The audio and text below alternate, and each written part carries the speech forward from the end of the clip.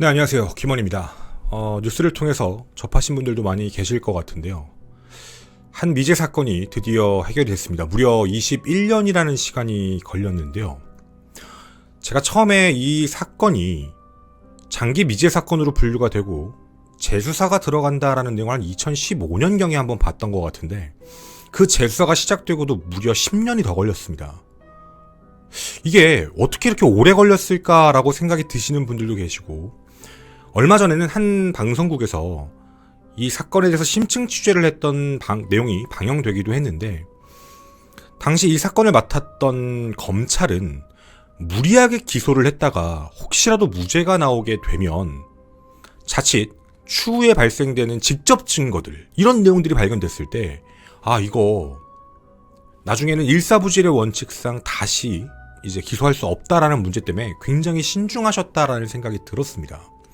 그리고 기소가 됐다라는 언론의 뉴스를 보고 나서 새로운 직접 증거 무엇인가가 나왔구나 라는 생각을 했었거든요.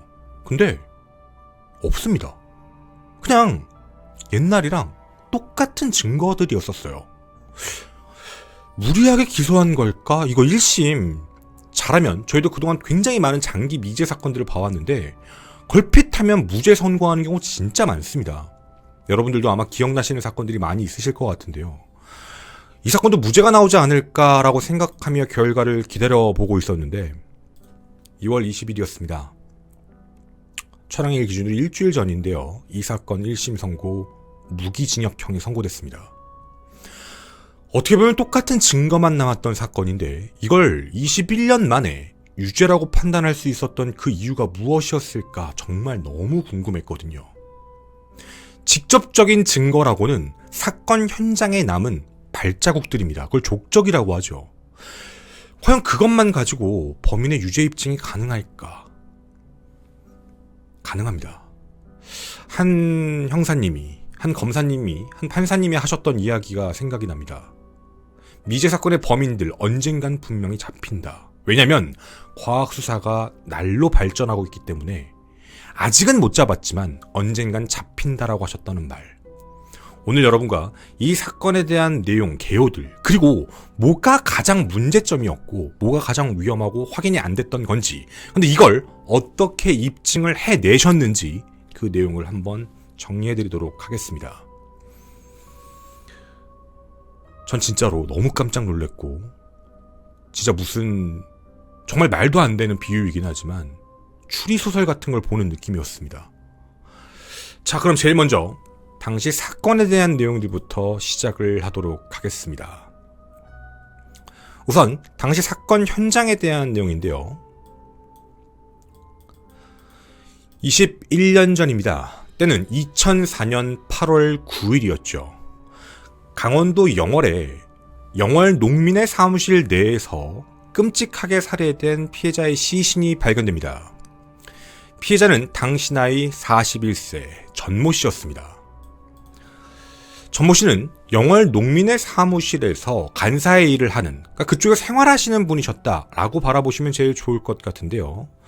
일주일에 농민들이 한두 번 정도 모여서 같이 회의하는 거를 제외해놓고 나면 대부분 이 공간에 전 씨 혼자 계셨다라고 합니다. 8월 9일 전 씨를 발견한 시각은 오후 6시쯤이었습니다.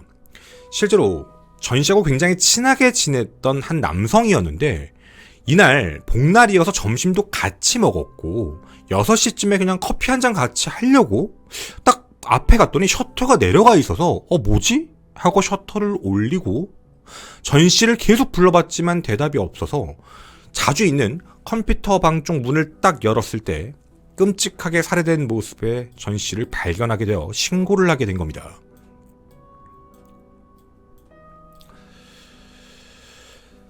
실제로 컴퓨터 바닥 그 방에 쓰러진 상태로 발견됐고요.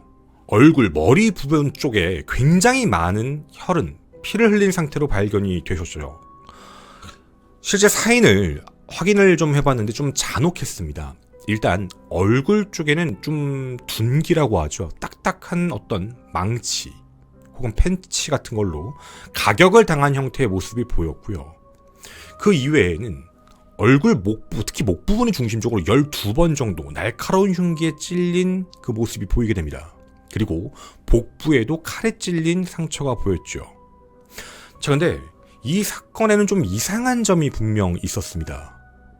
잘 보시면 만약에 피해자가 흉기에 찔린다라는 걸 알고 있었다면, 혹은 둔기 같은 걸로 공격당한다라는 사실을 인지했다면 막으려고 했을 겁니다. 그런 걸 대부분 반항은 혹은 저항은이라고 부르죠. 뭐 칼을 손으로 잡거나 아니면 막으려고 하는 행동들, 둔기가 팔에 맞거나 이런 흔적들이 나오는 게 보통 일반적인데, 이 사건 현장에는 어디에도 그런 게 없습니다. 머리에 상처, 목, 복부의 상처가 전부입니다. 그리고 또 하나 특이했던 점은, 만약 공격을 당하면서 저항이나 반항은 없지만 뭔가 몸싸움이 있었다라는 가정이 있다면 혈흔이 주변의 여러 군데로 흩뿌려지는 게 정상적입니다. 혹은 쓰러져 계신 상태에서 공격을 당하더라도 의식이 있는 상태였다면 주변부로 혈액이 움직이는 듯한 모습들, 발버둥 칠 때 나오는 그 흔적들이 함께 보여야 되는데 그 어디에도 그런 흔적은 발견되지가 않았습니다. 이 점으로 미루어 봐서 확인할 수 있는 방법, 경우의 수는 단 한 가지만 남게 되죠.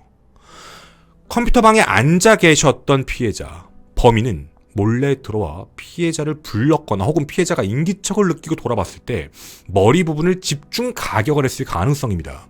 그리고 이 공격을 당한 피해자가 바로 의식을 잃었거나 혹은 몸에 힘이 빠져 쓰러진 상태였는데 반듯하게 누워있는 피해자를 향해 날카로운 흉기를 꺼내 공격을 가했다. 이건 사실상 확정사살이죠. 무조건 죽이겠다라는 마음으로 범행 도구를 2개나 준비해 끔찍하게 살해하고 도주를 했던 겁니다.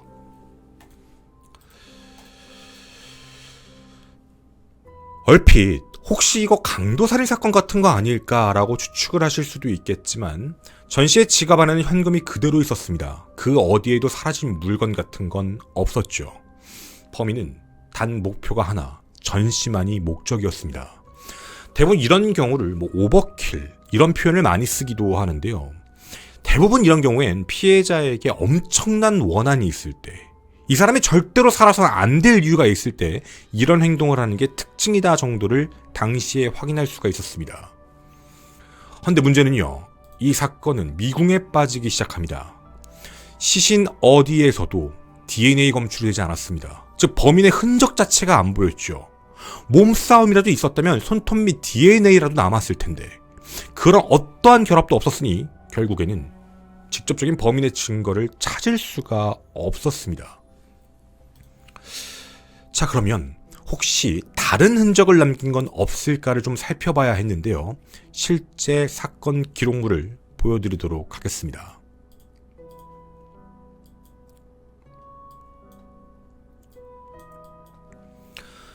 농민의 사무실 현장 약도입니다.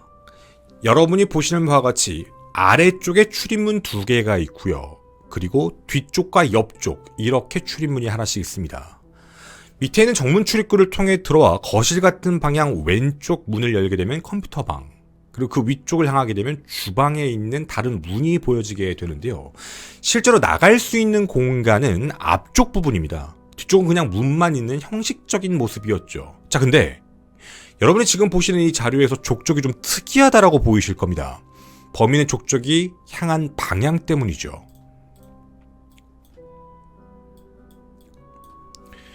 현장에 족적이 남은 부분만 확인을 해보게 되면 컴퓨터 방에서의 흔적, 바로 이건 혈흔 흔적입니다.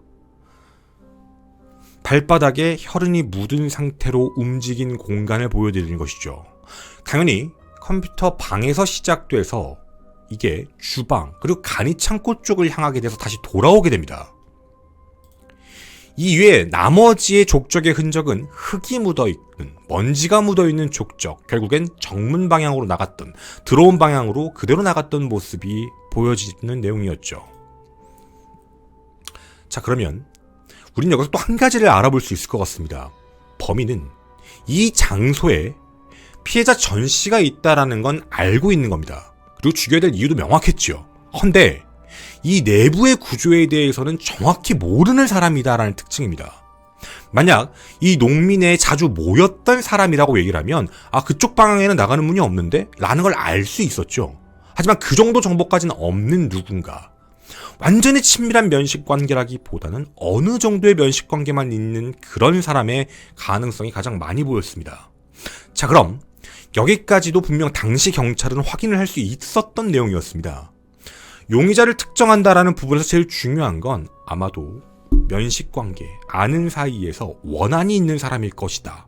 당연히 그 안에서, 그 범주 안에서 범인들을 찾아봐야 했죠. 그리고 현장에 남은 족적까지 모든 족적들을 주변의 용의자들과 전부 대조하다 보면 어떤 사람이 나타나지 않을까라는 방향으로 수사를 시작하게 됩니다. 자, 그런데요. 그곳에서 한 가지를 알 수 있는 내용이 나오게 됩니다. 사건 당일 오후 3시 45분이었습니다. 일단 피해자 전 씨의 생존 신호가 확인됐던 부분은 1시 40분경에 지인과의 전화통화였습니다. 그 전화통화를 마치고 나서의 이제 행적은 오후 2시쯤에 우체부가 배달해준 등기를 받았다라는 것까지 확인됩니다. 그럼 8월 9일 오후 2시까지는 살아 계셨다. 그리고 6시에 신고 전화가 접수됐으니까 2시에서 6시 사이에 이런 끔찍한 일을 당하셨다 정도는 알 수 있었죠. 자, 그때입니다. 당일 오후 3시 45분 이상한 사람을 봤다라는 목격자의 신고가 들어옵니다. 당시 나이 10살 초등학생이었죠. 그 근처에 도착하는 학원 차량을 타기 위해서 나가 있었는데 45분 경쯤에 지금 보이시는 이 농민의 앞에 남자 여자가 나오더니 셔터를 발로 문으로 닫고 사라지는 걸 봤다 라는 내용입니다. 그리고 이 남성과 여성의 인상착의까지 정확하게 얘기를 하게 되죠. 3시 40분에서 45분 사이 사건 현장에 왔던 사람, 네, 있었습니다. 바로 이들은 곽씨 부부였습니다. 곽씨 부부는 앞서 말씀드린 1시 45분경 곽씨가 전화를 했던 사람인데 이 곽씨가 이 이사의 부회장처럼 일을 했던 사람입니다. 그거보다 높게 계셨던 분이 전씨였는데 이들 사이에서는 조금 갈등이 있었다라는 사실도 알 수 있게 되었죠. 그 이유는 실제로 이 농민의 간부 역할로 전씨가 부임을 하면서 모든 기록, 장부들, 어떻게 보면 보조금도 나오고 수익금이 나오는 부분들에 대해서 이게 좀 이상하게 쓰여진다라는 사실을 전씨가 알게 됩니다. 하지만 이에 대해서 곽씨는 예민하게 반응을 했고 다른 이사진들과 함께 전씨를 내쫓으려고 하는 상황이었다라는 그 내용이 확인됐던 거죠. 곽씨 부부가 용의선상에 처음으로 오르게 됩니다. 자, 근데 곽씨는 이렇게 이야기합니다.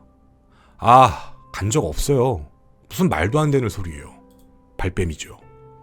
근데 나중에 진술을 번복합니다. 간 건 맞다.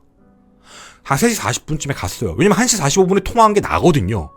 아니 뭐 같이 얘기하다가 어떤 서류를 가지고 빠르게 배달을 가자라고 얘기를 했는데 그때 당시에 전씨가 알겠다 나도 같이 가자라고 얘기해서 3시 45분에서 50분경 그 현장에 도착한 건 맞은데 그 안에 들어가 봤더니 전씨가 없었다.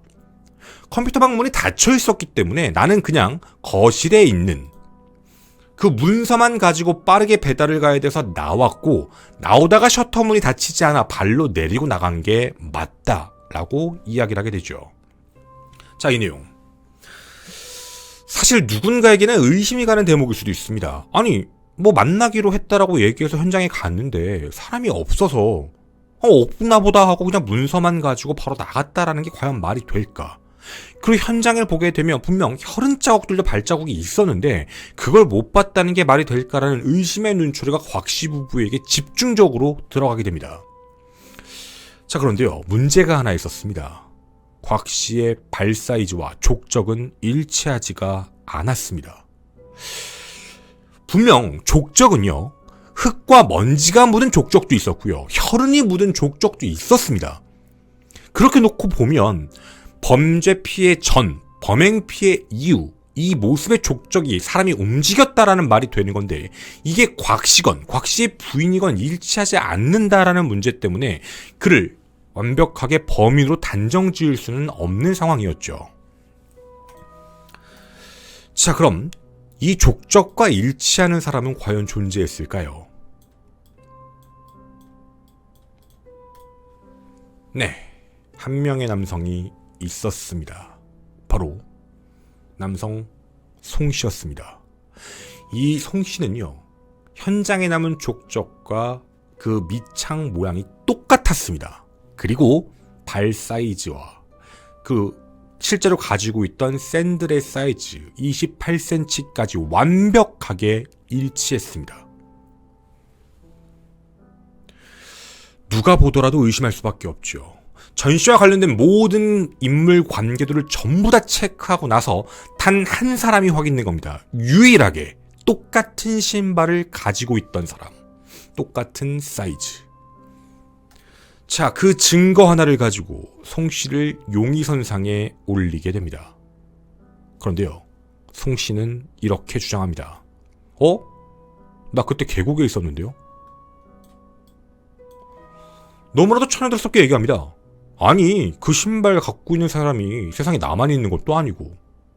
그리고 나는 사건 발생 당일 8월 9일에 발생했는데 나는 8월 6일부터 8월 7일부터 해가지고 8월 10일까지 사람들하고 같이 난 계곡가에 있었다. 사진 봐봐라. 난 분명히 여기 있었는데 내가 무슨 이런 끔찍한 범죄를 저질렀다고 하냐 라고 증거를 제시합니다. 경찰 입장에서는 사진이 나타났기 때문에 더 이상 용의자로 판단하기는 좀 어려운 완벽한 알리바이라고 생각을 했죠. 그리고 또 하나의 문제가 있었습니다. 이미 제출을 받았던 그 샌들에서는요, 어디에서도 혈액 반응, DNA 반응이 검출되지가 않았습니다.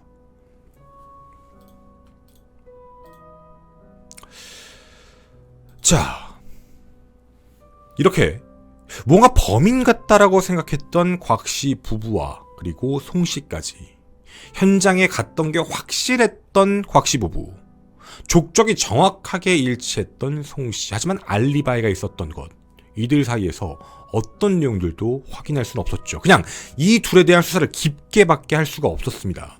심지어 곽씨 부부 같은 경우는요, 집에 있는 모든 것들을 다 뜯어서 루미놀 반응부터 당시에 입고 있었던 옷가지들까지 전부 확인해봤지만 어디에서도 증거는 발견되지가 않았죠.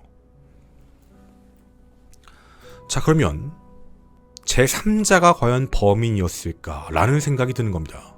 하필이면 송씨와 똑같은 신발과 똑같은 사이즈를 가진 어떤 누군가가 나타났고 그가 정신 이상자처럼 그냥 아무 이유 없이, 그것도 벌건 대낮에 전 씨를 살해하고 유유히 사라졌다라고 하는 게 과연 맞는 것일까라는 그 의문점이었죠. 자, 지금 여기까지 들으셨던 이 내용들, 여러분은 어떤 생각이 드시나요? 곽씨 부부가 범인일 것 같다. 아니다. 송씨가 범인일 것 같다. 아니다. 제3자가 범인일 것 같다. 근데요, 이 사이에 한 가지 놀라운 내용들이 밝혀지게 됩니다. 송씨는요, 내가 죽일 이유가 없다라고 주장했습니다. 증거도 없지만 곽씨 부부 같은 경우는 갈등 관계라는 걸 있는 걸 경찰은 인지를 했는데 실제로 전 씨와 송 씨의 사이에서는 어떤 인과관계가 없는 것 같은데 이게 뭐지라는 생각이었습니다. 그런데 이 안에서는 한 가지를 알 수 있는 사실이 있었습니다. 일단 송 씨는요, 이 사건이 발생되기 전년도에 아내와 이혼을 했습니다. 그리고 자신의 자식을 키우면서 경북 영덕 쪽에서 일을 하고 영월 쪽을 자주 왔다 갔다 했던 사실이 확인이 됩니다. 이유는 바로 강씨, 영월에 있는 강씨라는 여성과 일종의 내연 관계였습니다. 이들은 만난 직후부터 자주 여행도 다녔고요. 그리고 이들 사이에서는 좀 그런 관계에 대한 부분들도 다 확인이 됩니다. 그 증거에 대한 부분은 잠시 후 말씀을 드리겠습니다. 자, 그런데요, 여기서 끝나지가 않았습니다. 강 씨와 또 다른 내연 관계가 있는 사람이 바로 피해자 전 씨였습니다. 피해자 전 씨, 그리고 강 씨를 두고, 그러면 어쩌면 송 씨가 원한을 가질 만한 이유가 전 씨 때문이지 않을까라는 그 생각이었죠. 강 씨가 남자 관계가 매우 복잡했다라는 사실을 확인하게 된 겁니다. 사진상 왼쪽에 있는 사람입니다. 자, 그런데요, 이에 대해 송 씨는 그렇게 말합니다. 안 사귀는데요? 거짓말입니다. 그 증거가 있었습니다. 그 이후에 그 증거를 제시하자 송 씨는 돌연 우린 헤어졌다라고 말을 하며 사건 발생일인 8월 9일 그 이전의 이야기를 합니다. 그것도 거짓말입니다. 또한 강 씨의 진술에 대한 부분도 하나 확인이 됐는데요. 강 씨는 경찰 조사에서 그렇게 말을 했습니다. 자신이 두 남자와 관계를 가졌던 건 맞다. 근데 나중에 송 씨에게 그런 말 한 적이 있다. 전 씨가 더 좋다. 그에 대해서 송 씨가 굉장히 분노했다라는 거의 내용이었죠. 자, 이렇게 바라보게 되면 송 씨는 분명 강 씨에 대한 집착이 심했고 전 씨에 대한 원한이 생길 가능성이 분명 높아 보였다라는 내용입니다. 자, 그러면 완벽한 알리바이를 제시했던 남성, 자신의 사건 발생 당시의 사진에 대해서 얘기하며 아니 경찰들이 얘기하는 거 보니까 2시까지는 살아있었다. 그리고 3시 45분 사이에 대한 이야기가 있었다. 그럼 그 사이에 사건이 발생했다고 하는데 나는 그 시간에 계곡에서 있었고 사진을 찍었다라고 얘기하며 실제 8월 9일 그 시간에 있는 사진을 보여줍니다. 자, 실질적으로는 범인으로 함부로 판단하기는 매우 어려운 상황이었죠. 그러면 경찰과 검찰은 어떤 거를 확인을 해야 됐을까요? 의문점은 분명히 확인이 됩니다. 족적은 국가수 감식 결과 99.9% 일치한다라는 내용은 나온 건 예전이었습니다. 하지만 살해 도구가 발견된 것도 없습니다. 또한 송 씨는 자신의 알리바이를 완벽하게 주장하고 있죠. 그렇게 되면 제3자의 범행에 대한 가능성을 제거하지 않는 한 이 사건의 범인을 단정 지을 순 없었다라는 뜻이 됩니다. 자, 그러면 이 내용들을 어떻게 확인할 수가 있었을까요? 자, 지금부터 하나씩 여러분에게 내용들을 알려드리도록 하겠습니다. 일단 검찰이 확인했던 사실적 내용들, 그리고 인정된 내용들로 전달해드리겠습니다. 우선 그에 앞서 용의자 송 씨에 대한 이야기입니다. 송 씨는 이렇게 주장합니다. 첫째, 나는 사건 현장에 있지 않았다. 사진을 제시한 거를 봐봐라. 마지막 사건 당시에 촬영됐던 사진을 보면 오후 2시 44분에서 55분 사이다. 내가 그걸 찍고 사람들이 목격했다고 얘기하는 3시 45분까지는 절대로 갈 수 없는 거리다. 따라서 내가 그 현장에 도착하는 시간에 대한 부분은 물리적으로 불가능하기 때문에 나는 사건 현장에 없었다는 첫 번째 증거가 된다. 두 번째, 제3자의 범행의 가능성은 분명히 있다. 그 중에는 곽 씨에 대한 이야기를 언급합니다. 곽 씨 부부가 범인일 수도 있지 않냐? 왜 그걸 무조건 나라고 하냐? 라는 이야기였죠. 셋째, 족적에 대한 문제입니다. 아니, 이거 되게 유명한 메이커에 이미 양산된 샌들이다. 근데 이걸 가지고 유전자가 나온 것도 아닌데 무조건 나다라고 말하는 게 맞느냐? 그리고 넷째, 범행 동기에 대해서도 말이 되지 않는다. 라는 내용입니다. 아니, 자신이 전 씨에 대해서 분노할 필요가 없었다라는 주장입니다. 강 씨와의 사이가 둘이 결혼할 수 있는 사이가 아니었기 때문에 사실상 그런 짓을 저지를 필요가 없었다라는 내용입니다. 자, 그러면 당시에 어떤 증거들이 있었던 건지 하나씩 살펴보도록 하겠습니다. 일단 한 가지 확인되는 사실이 있었습니다. 지금 여러분이 보시는 이 자료는 송 씨의 자료입니다.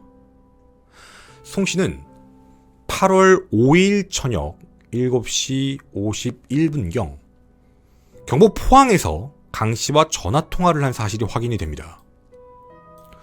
자, 그리고 나서요, 다음에 확인이 된 파트가 영월이었습니다. 자, 그러면 8월 5일날 포항에서 영월로 올라가서 저녁 11시 56분쯤 서로 통화한 기록이 확인됩니다. 그리고 8월 6일 밤 12시 29분, 바로 이제 12시가 넘어간 시점이었죠. 그때 다시 한번 강 씨와 영월에서 통화를 하고요.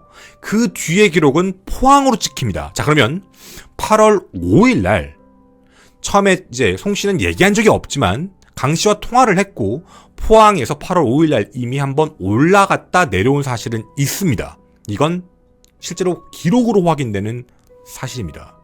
그리고 다시 포항으로 내려왔던 송 씨는 8월 6일 오후에 자신의 자녀들을 데리고 영월로 가게 됩니다.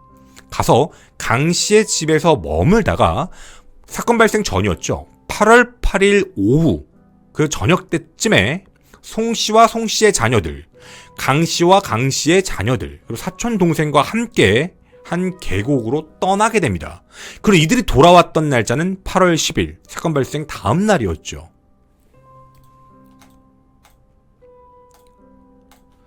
자, 그리고 분명 송 씨는 자신이 찍었던 사진의 데이터베이스를 그렇게 제출을 했습니다. 외장하드에다가 분명히 제출을 했고 계곡에서 찍혔던 사진들이 다수 발견됐는데요. 정보를 확인해보니까 사건 발생 당일이었던 8월 9일 오후 2시 44분에서 55분 때도 사진이 있었고 오후 6시 17분부터 6시 21분 사이에도 사진이 있습니다. 자, 그 중간에 4시간 정도가 뜨긴 하지만 어쨌든 사진은 존재합니다.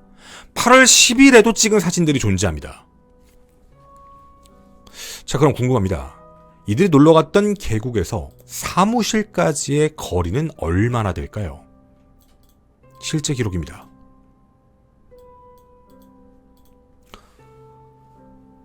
평균입니다. 이동시간 30분에서 33분 사이입니다.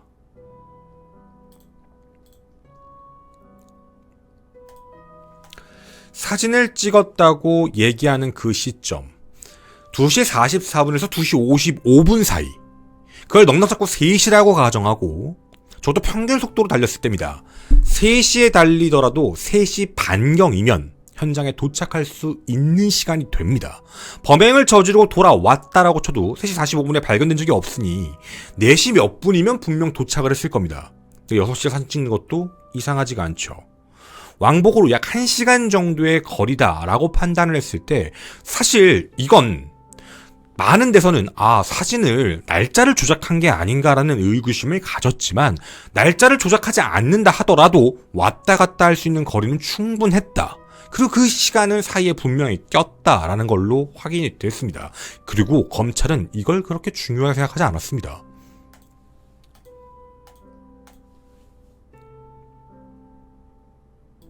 제일 중요한 건 족적입니다. 족적. 이걸 어떻게 판단할 수 있을까요? 21년이라는 시간이 지났습니다. 그때 당시에는요, 그냥 사이즈, 밑창 사이즈가 28cm로 너가 가지고 있는 거랑 지금 현장에 있는 거랑 똑같네. 찍혀있는 모양도 똑같네. 그러니까 너는 용의자야. 근데 알리바이가 있네? 이렇게 지나갔던 일입니다. 하지만 말이죠.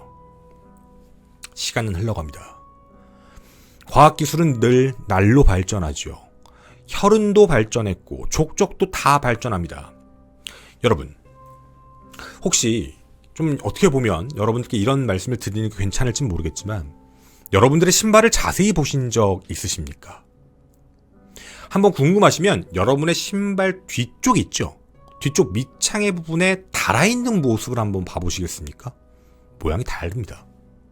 그리고 사람들마다 밟고 다니는 환경들이 다르기 때문에 밑에 있는 모양의, 즉 그 로고에 대한 부분들, 밑에 문양에 다른 부분들은 여러 가지로 변형이 가능합니다. 자, 제가 이건 잠깐 미리 말씀드렸으면 좀 더럽다, 보기 싫다라고 하시는 분들은 건너뛰셔도 됩니다. 제가 신고 있는 신발입니다. 사실 제가 이제 좀 신다가 버리려고 했던 신발이에요. 좀 오랫동안 신었던 신발이죠. 잠깐 보여드리도록 하겠습니다.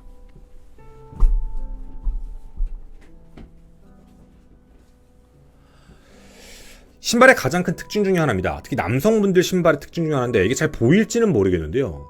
오른쪽 아랫부분, 여성분들도 마찬가지입니다.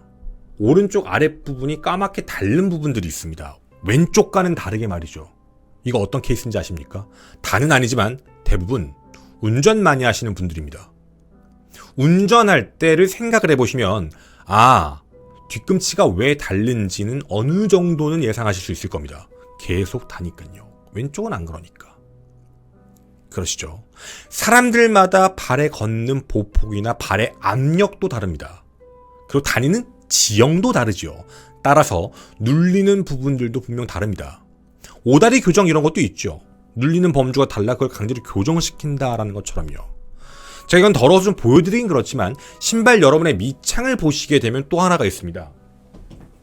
모양들이 있다 하더라도 그 모양 어딘가가 로고 같은 거든 아니면 페인 일정한 규칙의 로고 같은 모양들이 있을 겁니다. 어딘가는 껌이 붙어서 사라진 부분이 있을 거고요. 어디가는 돌에 찍혀서 파인 부분이 있을 겁니다. 그렇죠? 자, 그럼 우리 이렇게 한번 얘기를 해볼까요?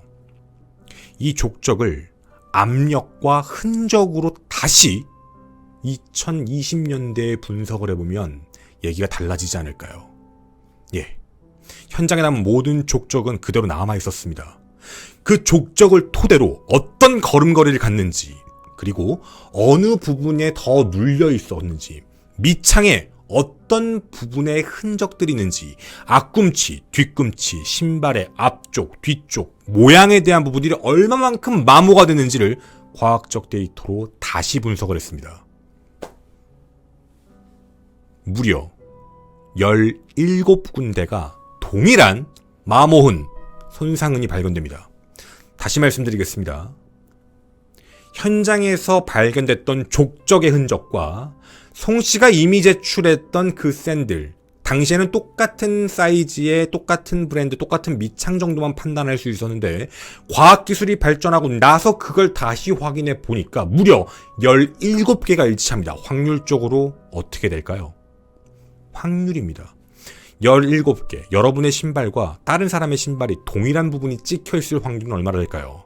세상에 수많은 사람들 중에 똑같은 브랜드의 샌들을 신고 있다라는 확률 높을 수 있습니다. 근데 그런 사람이 강원도 영월에 왔다. 그 가능성이 얼마나 될까요? 또 거기서 똑같은 마모의 흔적, 아까 제가 보여드렸던 뒷창 어딘가가 좀 이렇게 까졌다, 더 달았다, 모양에 따라 다르겠죠. 그리고 남아있는 손상에 대한 흔적들, 까졌다, 패였다, 찍혔다, 이 17개가 똑같다라고 얘기하는 우연의 경우의 수는 과연 얼만큼, 이게 진짜 동일한 게 나타날 가능성은 얼마나 될까요? 우연이요, 불가능합니다. 족적은 동일합니다. 이 사실 경찰도, 검찰도, 정확히는 제휴했던 검찰도 알고 있었습니다. 과학기술이 발전했으니까요. 아니 그러면 빨리 기소해가지고 했으면 됐잖아. 아니요. 그것만 가지고는 아직 판단할 수가 없었습니다. 송씨가 족적의 주인이다. 거짓말을 했지만 송씨가 주인인 건 맞다까지는 확인이 됐습니다. 이건 부정할 수가 없죠. 그리고 송씨 자체도요, 자기 진술로 얘기를 했습니다. 전 이 신발 빌려준 적 없어요. 그리고 또 하나, 송씨가 사진을 제출했었죠. 송씨가 찍었던 사진에 그 샌들을 신고 있었습니다. 그러니까 사실상 송씨의 샌들은 송씨만 갖고 있었죠. 하지만 가장 큰 문제점, 범행 현장에선 둔기가 발견된 적이 없습니다. 흉기가 발견되지 않았죠. 분명 둔기와 흉기로 공격을 당한 피해자입니다. 아니, 족적이 있다고 해서 이 사람이 범인이다라는 걸 결정을 내릴 수는 없습니다. 왜냐면요, 송씨가 진술을 바꿔버릴 수도 있었거든요. 아, 그래요, 제가 간 건 맞아요. 근데 제가 이렇게 문을 열었는데 피를 흘리고 쓰러져 있더라고요. 너무 깜짝 놀래가지고 정신이 없어서 나가야 되겠다 하다가 위에도 갔다가 갔다 나왔어요. 저를 의심할까봐 제가 말을 못했습니다. 제가 범인으로 몰릴까봐요. 할 수가 없었습니다. 라고 얘기하면요, 무죄입니다.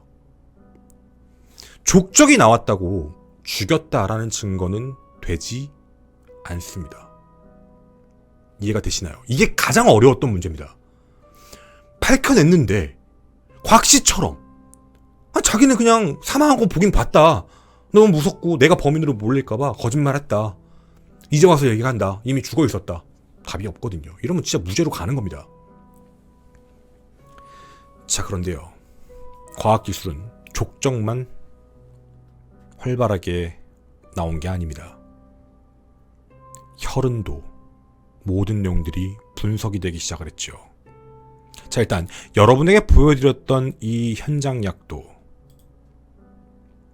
피해자의 모습과 그리고 이동 동선이 보이실 겁니다. 그리고 이뿐만이 아니죠. 바로 현장에 남은 혈흔, 현장에 남은 족적에 대한 문제도 있습니다. 이 세 가지의 정보가 섞였을 때 한 가지를 알게 된 사실이 있었습니다. 바로 모든 과학수사에서 나오는 얘기죠. 시신이 남긴 증거, 시신의 몸에 증거가 남는다. 이 수많은 흔적들 중에요, 피해자 근처에 있었던 비산혈흔과 족적혈흔이 나타납니다. 과학적으로 이젠 분석할 수 있었죠. 자, 만약에 그 주장대로 얘기를 하게 된다라고 하면 들어갔다 놀래가지고 하고 주변에 있는 발자국을 밟고 밖으로 나왔다가 나갔다 이렇게 되는 게 맞겠죠.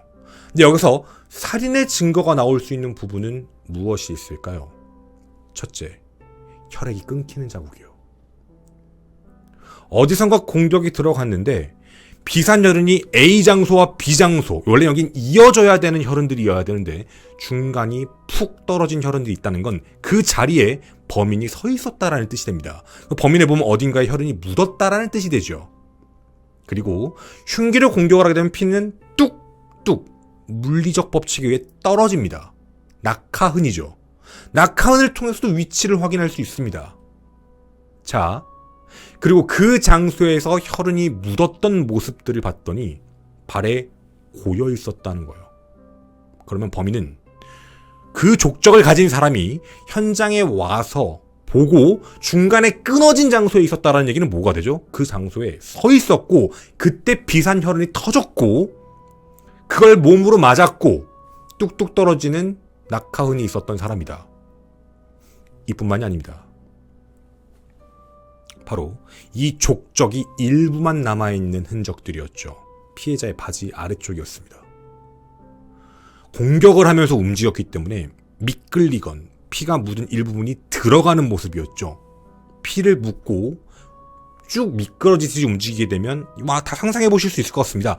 쭉 들어가는 모습, 그 혈흔대로 모양이 쭉 길어지게 나오는 모습이 있을 겁니다.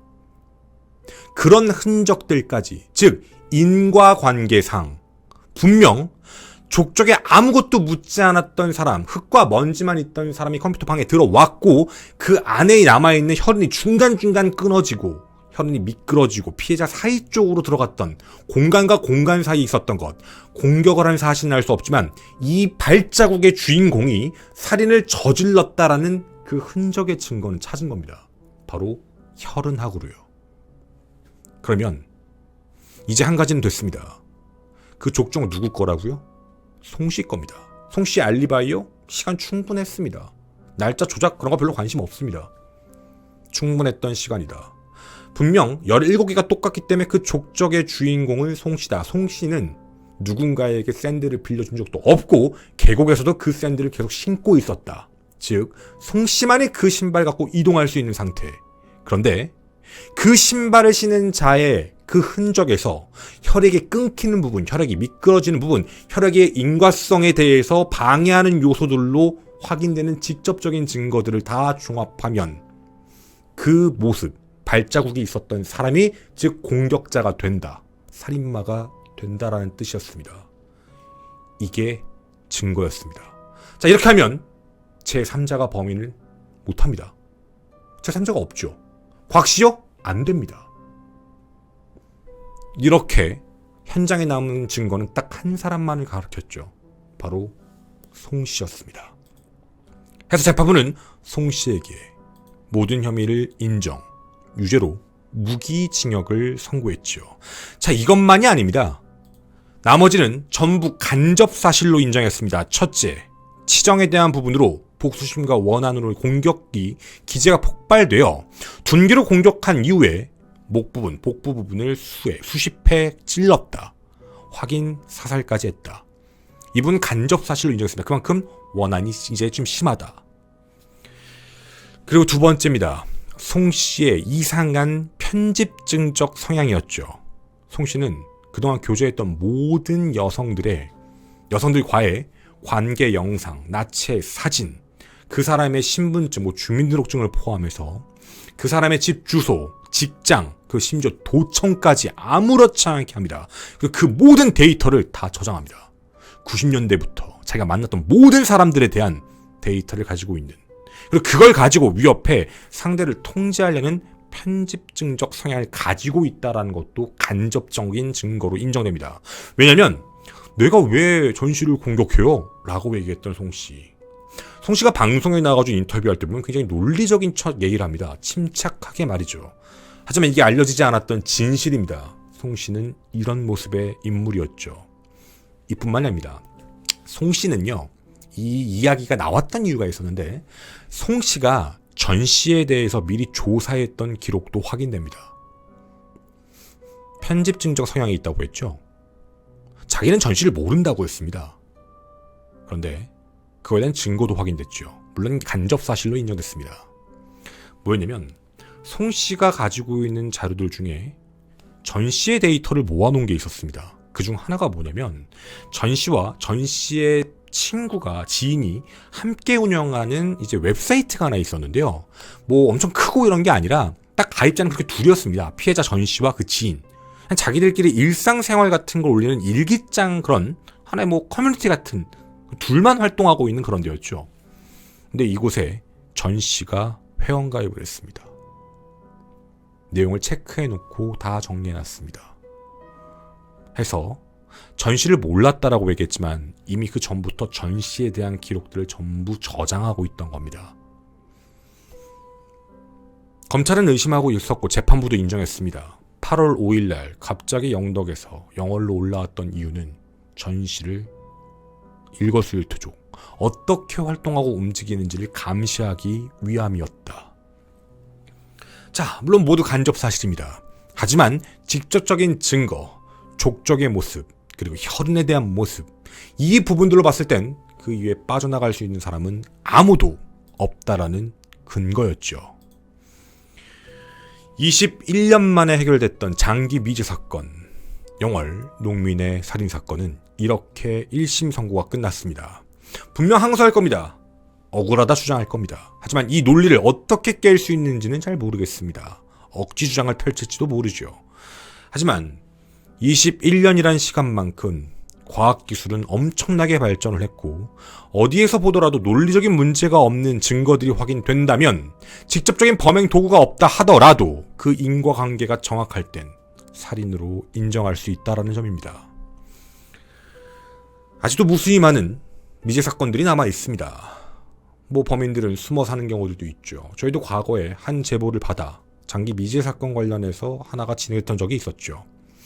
미제 사건 관련해서 지금도 잡히지 않았다라는 안도감을 누리며 누군가의 삶을 대신해 삶을 영위하고 있는 자들이 존재할 겁니다. 하지만 그들이 분명히 알아야 될 게 있습니다. 당시 사건에 대해 초동 수사가 완벽했다면, 증거들을 다 모아 만났다면 언젠가는 분명 잡힌다라는 것이죠. 그게 바로 과학기술입니다. 그리고 전국에서 정말 열정적으로 많이 노력하시는 대부분의 경찰분들, 검사님들, 판사님들이 계시기 때문일지도 모릅니다. 저는 토요일 사건 팩트의 김원이었습니다. 감사합니다.